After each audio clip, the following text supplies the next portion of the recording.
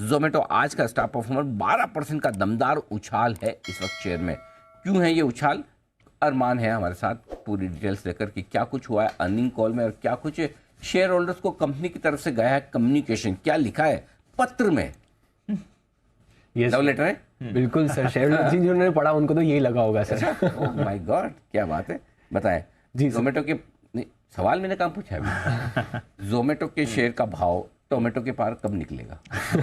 Sir जिस हिसाब से जो अर्निंग्स कॉल और इनमें निकल के आया, लगता है बहुत ही जल्द हो जाएगा सर। क्या बात है, बताइए क्या क्या खास है? यस सर सबसे पहले जो अर्निंग्स कॉल में जो एक इंपॉर्टेंट हाईलाइट निकल के आई है, क्योंकि इस बिजनेस के लिए एक मंथली ट्रांजैक्टिंग यूजर्स MTU जो होता है वो काफ़ी इंपॉर्टेंट होता है। तो वहाँ पर ये देते हुए दिखे हैं कि जो फूड डिलीवरी सेगमेंट का मंथली ट्रांजैक्टिंग यूजर्स जो बढ़कर आया है, वो जो तेज़ी है वो जारी रहेगी। दूसरा, अगर आप देखें adjusted EBITDA as a percentage of gross order value, मतलब आप जितना ऑर्डर हो रहा है उसके उस पर कितना एडजस्टेड EBITDA जो है वो कंपनी कमा रही है, वो धीरे धीरे इंप्रूव होकर अब 2.5% पर आता हुआ दिखा है। और कंपनी ने पहले ही भी अनुमान दिया था कि वो बढ़ के 5% के आसपास जो हो जाएगा, और वो अब उन्होंने कहा है कि अगर अब आने वाली कुछ तिमाहियों में वो होता हुआ दिखेंगे। और दूसरा और सबसे इंपॉर्टेंट चीज़ है कि ये भी अपडेट आता हुआ दिखा है कि ब्लिंकिट का जो एडजस्टेड EBITDA है वो कंपनी ने कहा है कि वो आने वाली 4 तिमाहियों में वहां पर भी मुनाफे में लेके आ जाएंगे। और यही सेम चीज़ उन्होंने फूड डिलीवरी सेगमेंट के लिए भी की थी, पर उनको 2 क्वार्टर में ही उन्होंने प्रॉफिट में आते हुए दिखे थे। तो मार्केट शायद एस्टिमेट ये भी लगा रहा हो कि यहाँ पर भी वो जिस हिसाब से अनुमान दे रहे हैं उससे कहीं पहले जो है अचीव कर सकते हैं। क्योंकि अगर आप एडजस्टेड EBITDA फूड सेगमेंट का भी देखें या फिर आप ब्लिंकिट का एडजस्टेड EBITDA का घाटा देखें किस तरीके से कम हो रहा है।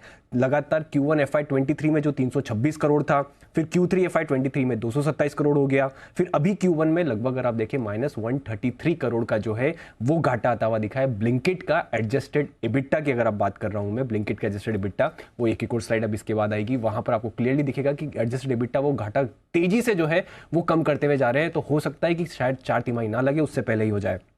उसके साथ साथ एम्प्लॉय कॉस्ट यहाँ पर एक हमेशा पॉइंट रहता है, पर यहाँ पर उन्होंने कहा है एम्प्लॉय कॉस्ट जो है यहाँ पर अब सिर्फ एक इन्फ्लेशन के दर से ही बढ़ेगी। कोई एक्स्ट्रा ऑर्डिनरी मूव जो है वो employ cost as a percentage of revenue में या कॉस्ट में नहीं आने वाला है। अब ये वाली बात तो अर्निंग्स कॉल की हुई। अब अगर आप शेयर होल्डर्स में देखें, शेयर होल्डर्स लेटर में, तो वहाँ पर एक इंटरेस्टिंग चीज़ लिख रखी है और उन्होंने बढ़िया तरीके से लिखा है कि कंपनी कम से कम 2 साल तक 40% की YOY एडजस्टेड रेवेन्यू में ग्रोथ कर रही है। उन्होंने कहा है कम से कम, एटलीस्ट वर्ड यूज करा है कि कम से कम हम 2 साल तक तो ये देख ही रहे हैं कि 40% की ग्रोथ होगी। और ब्लिंकिट की स्पेसिफिकली बात करते हुए उन्होंने कहा है कि वहां पे हम जो ग्रॉस ऑर्डर वैल्यू है वहां पे 60% की ग्रोथ का अनुमान कर रहे हैं। तो ये सभी पैरामीटर्स पर जिस हिसाब से एडजस्टेड EBITDA आप अगर आप इनका फूड सेगमेंट का देखें तो किस हिसाब से टर्न अराउंड होता हुआ दिखा है। जो अगर आप देखें 3 तिमाही पहले वहां पर उनको 2 करोड़ का प्रॉफिट था, वो अब 180 करोड़ का प्रॉफिट आता हुआ दिखा है। तो ये सभी पैरामीटर पर यहाँ पर आउटलुक जो है वो काफी बढ़िया दिख रहा है। तो ये है बड़ा डेवलपमेंट जोमेटो में होता हुआ। एक तो अर्निंग्स कॉल काफ़ी मजबूत रहा है, दूसरा शेयर होल्डर्स को जो इन्होंने पत्र लिखा उसमें काफ़ी कुछ हाईलाइट्स आती हुई दिखी है, और ऑपरेशनल परफॉर्मेंस और बेहतर होने की उम्मीद लेकर आप चल सकते हैं। FI सारे बुलिश होते हुए दिख रहे हैं। सबसे बड़ा और बेहतरीन टारगेट, सबसे बेहतरीन FI जेफरीज की तरफ से आता हुआ दिख रहा है 100 से 130, बड़ा अपग्रेड, 30% का अपग्रेड। मुझे नहीं मालूम कि इस तिमाही में किसी भी एक भी स्टॉक में जेफरीज ने 30% का अनुमान किया है किसने? नहीं सर, चेक नॉलेज में तो नहीं, एटलीस्ट इमीडिएटली नहीं तो पॉपअप हो जाता है, एकदम पता चलता है। 30% का अपग्रेड बहुत बड़ा माना जाता है। और ऑलरेडी उस स्टॉक में जो औसतन जिन्होंने भी बढ़ाया है, औसतन 24 से 25% तो सभी ने बढ़ा दिया। 25%। एक्चुअली प्रॉफिटेबल लोगों को इस तिमाही में उम्मीद नहीं थी कि प्रॉफिटेबल हो जाएगा।